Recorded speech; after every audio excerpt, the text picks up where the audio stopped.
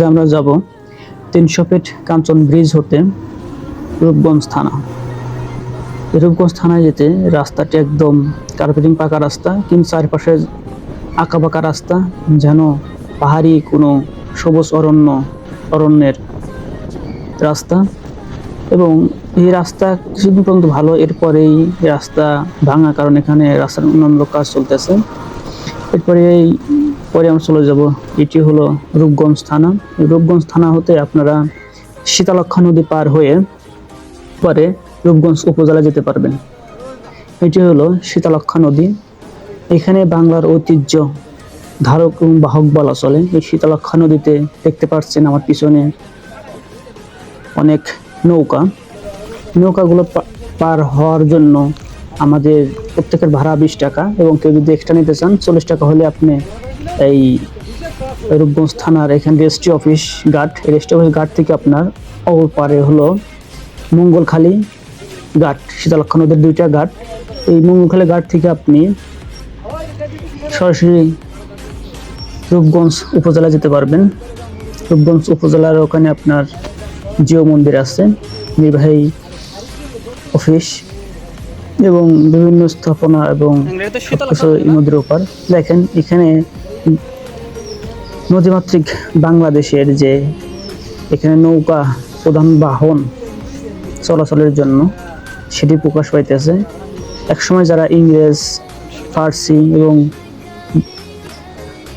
মুঘলরা যে এই দেশ শাসন করছেন, তখনই এই বাংলাদেশকে নদীমাতৃক দেশ হিসাবে বিভিন্ন বন্দর স্থাপন করছেন। এর পরিপ্রেক্ষিতেই এই শীতলক্ষ্যা নদীর পারে একটা বন্দর আছে, সেটি দেখতে পাবেন। এবং এই বন্দর, এটাকে মঙ্গলখালী ঘাট বা বন্দর ঘাটও বলা হয়ে থাকে, কারণ এর পাশেই বন্দর অবস্থিত। এর পাশেও দেখেন এটা মঙ্গলখালী ঘাট উপজেলা যাওয়ার জন্য।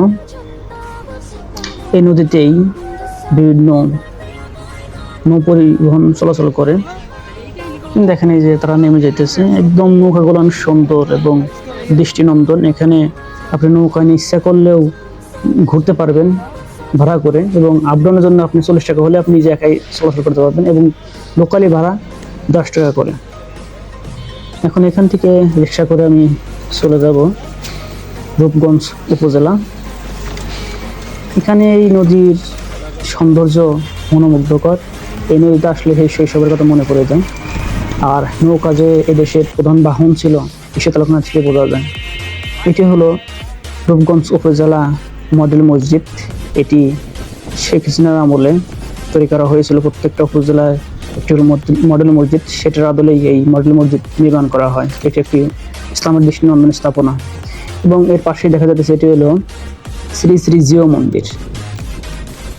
এটার সৌন্দর্য অনেক দৃষ্টিনন্দন। দেখেন শ্রী শ্রী শ্রীধর জিও মন্দির। এই জিও মন্দিরটি অনেক সুন্দর, কারুকার্যে ভরপুর, দৃষ্টিনন্দন। এখানে একজন পুরোহিত ছিল, সম্ভবত সে পূজার জন্য কাজ করতেছিল। এটি একটি দৃষ্টিনন্দন, ভেবেছিলাম যা তার চেয়ে অনেক সুন্দর। এবং এর পাশেই রূপগঞ্জ শহীদ মিনার। এখন আমি কাজ শেষে আবার সেই বন্দর ঘাট বা মঙ্গলখালী ঘাট থেকে নৌকা নিয়ে চলে যাব রেজিস্ট্রি অফিস ঘাট, রূপগঞ্জ থানা। এই নৌকাটা আমি এখন নিঃস্বভাবে ভাড়া করে নিয়েছি একাই, মাত্র 20 টাকা দিয়ে, কারণ এখন বৃষ্টির সময় লোক নেই, এর জন্য হয়তো আমাকে 20 টাকা দিয়ে রাজি হয়েছে। অন্যথায় আপনি 40 টাকা দিয়ে একাই নৌকা নিয়ে যেতে পারবেন। এই যে একটি মানুষের জীব বৈচিত্র্য এবং মানুষের জীবন ধারণের যে একটি মাধ্যম নৌকা, এই শীতলক্ষ্যা নদীতে না আসলে আপনি বুঝতে পারবেন না যে বাংলার ঐতিহ্য কেমন ছিল। ইংরেজ আমল, মুঘল আমল, এর আগে বাংলাদেশ ছিলই আপনার ধরেন যে নদীমাতৃক নির্ভরশীল। এই জন্য বাংলাদেশ নদীমাতৃক দেশ বলা হয়। এবং প্রত্যেকটা নদীতে প্রায় জায়গায় আপনার নৌবন্দর দেখতে পাবেন। কিন্তু এই রূপগঞ্জ একসময় বাংলাদেশের নারায়ণগঞ্জ, একসময় বাংলাদেশের রাজধানী ছিল সোনারগাঁ। বিশেষ করে এই শীতলক্ষ্যা নদীর বাংলাদেশ ইতিহাসে একটি গুরুত্বপূর্ণ স্থান দখল করে আছে। যারা ঘুরতে চান তারা 300 ফিট হতে কাঞ্চন ব্রিজ এসে এখান থেকে অটো নিয়ে 30 থেকে 40 টাকা ভাড়া নেবে আপনার রূপগঞ্জ থানা, এটাকে বলে আপনার রেজিস্ট্রি অফিস ঘাট, এখানে চলে আসবেন। এখান থেকে প্রত্যেকের ভাড়া নেবে 10 টাকা, আর যদি আপনি ব্যক্তিগতভাবে একটা নৌকা নিতে চান তাহলে 40 টাকা হলে আপনি নিতে পারবেন। আজকে পরিবেশটা অনেক মনোমুগ্ধকর ছিল, যাওয়ার সময় ছিল একদম রোদ উজ্জ্বল পরিবেশ এবং হার সময় বৃষ্টি, আষাঢ়ের বৃষ্টি। সেই রবি ঠাকুরের আষাঢ়ের বৃষ্টির কুয়াতার কথা মনে পড়ে যায়, তোরা গজাস নেই ঘরেরও বাহিরে, কিন্তু ভুল করে আমি এই বৃষ্টির ভিতরে বের হয়েছিলাম, যার দরুন আজ আমি এই বৃষ্টির এক সুন্দর মুহূর্ত উপভোগ করতে পেরেছি। আপনারা যারা বাংলার নৌকা এবং নদীর ঐতিহ্য দেখতে চান তারা এখানে আসতে পারেন। ভালো থাকবেন।